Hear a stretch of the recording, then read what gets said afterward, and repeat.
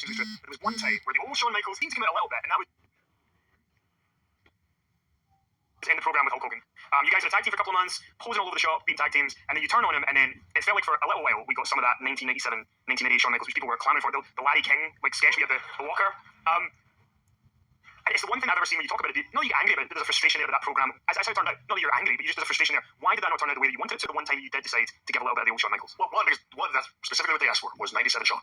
And so the only part that was ever frustrating was, me having to do a lot of it on my own and sort of it constantly changing, week to week and of what we originally thought it would be. But then other than that, I mean, that's what everybody wanted. And look, I will say this, and it doesn't matter what I say, but you have to understand the wrestling business is always going to that's what we do. Make things 10 times bigger. And the great thing about it is when we make it 10 times bigger, you guys make it 20 to 30 times bigger in your own minds, in your own world.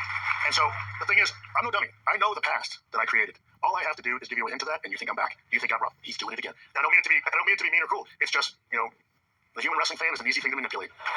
God bless you. You know what I mean? But it's not like, it's not like I could have done that whole Larry King live thing and like nobody in the WWE had okayed that. You know what I mean? Or even the promo that I did after it. You know what I mean? It's not like, again, because this is no longer 97. This is no longer like in a world where it was just owned by one guy and we only had to run it by him. No, it is publicly traded. Now now things do have to get approved. So there wasn't, that's one of those things, that's a world, again, that all I know is that I learned that that's a world that almost takes care of itself. And I don't mean to be disrespectful, but that's the easiest world to work because you guys are constantly caught up in what you believe to be the real behind the scenes. And all you have to do is mess with the real behind the scenes a little bit, feed that to you guys, and you're off and running with it. Piece of cake. You know what I mean? Well, I'm just saying, as the clique, we did that all the time. That was one of the things we figured out early on is that, holy cow, and the locker room, half of them buy half of that stuff. So for what it's worth, the only people easier to work than you guys are the guys we're in the dressing room with.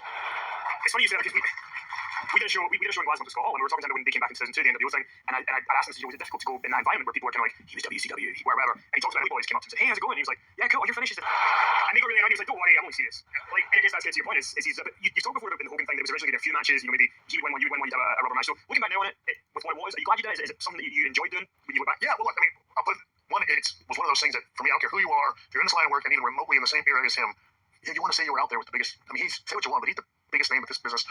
You know what I mean? We'll probably ever see or ever know. I mean, so look, it's one of those things that you just sort of go again. I mean, same thing with Rick. I mean, it's one of those things you, as a guy, I'm just saying, it's one of those things that look, if you've got this, your own little checklist in your mind, you'll be able to say that. Because again, I was a fan once too, and all of a sudden, then one day you're in the locker room with these guys, and it's like, oh my goodness, and then again, time goes on, and you're their peers and your friends or whatever, and all of a sudden, but there's still a part of you that's like, I would love to, that's one of the things I've never done is been out there with Hulk Hogan, and he was back and said, look, this is an opportunity for this to be able to happen.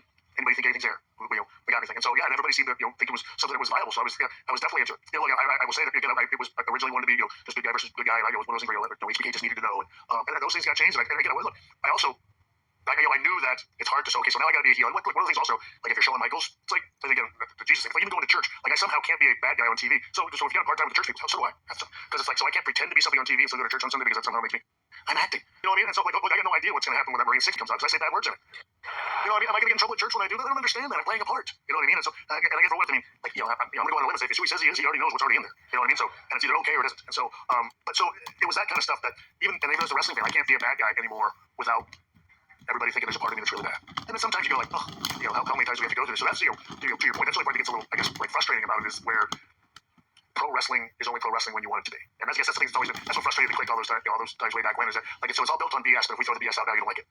You know what I mean? It's, so it was only that kind of stuff that made it even remotely tough. But I was very, again, thrilled to do it.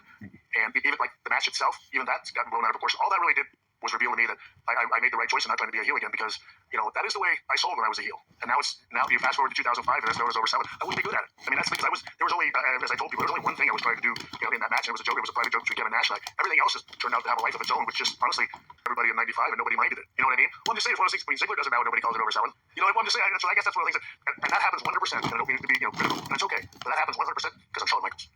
You know what I mean? No, I mean in the bad sense. I get that kind of criticism, again, because I'm going to get some of that, like, he was really angry. Look, there's nothing I can do about that. As part of having the past that I have, you have to deal with stuff like that. I can think of a lot worse things to do. You know what I mean? If that's all I have to deal with is, having to explain, like, no, I wasn't trying to bury the guy, really, really badly. I was actually, and I will say, I was trying to make the stuff that I didn't think was looking very good, try to look good, and so clearly I went overboard trying to do that. Well, you know what I mean? But it's just, when you see it done to somebody else, it doesn't look very good, so you feel like, I need to make it bigger. And clearly I didn't do a good job with that, but I didn't, honestly, I've never gone out there, like I said, except the one time.